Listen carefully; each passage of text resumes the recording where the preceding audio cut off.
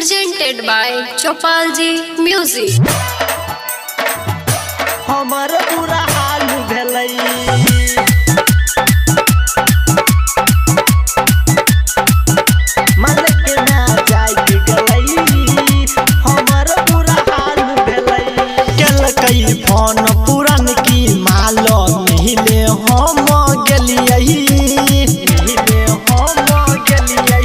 हर केल कई फोन पुरान की माल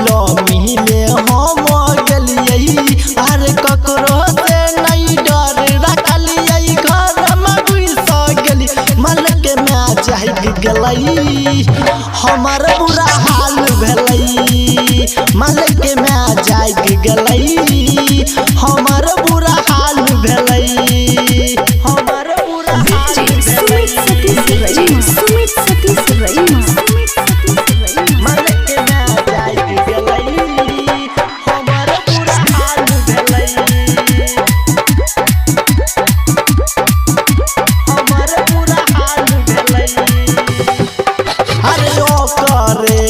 चक्कर में छियै हमू बदलाम रे कोना के बतैयौ हमू अपन दिल के हाल रे अपन दिल के हाल रे अरे ओ करे चक्कर में छियै हमू बदलाम रे कोना के बतैयौ हमू अपन दिल के हाल रे हम नहीं सोचनी ऐसन हेतै भेलै बुरा हाल मालिक में जाग गेलै हमर बुरा हाल भेलै मालिक में जाग गेलै हमर बुरा हाल भेलै हमर बुरा हाल भेलै सुमित सतीश रईमा मालिक में जाग गेलै हमर बुरा हाल भेलै Presented by Chopalji Music. हमर बुरा हाल भेलै हर राइटर रीतिक राजा के ते समझलकै अपरहबु अमित के दिल नहीं मानलकै हर राइटर रीतिक राजा के ते समझलकै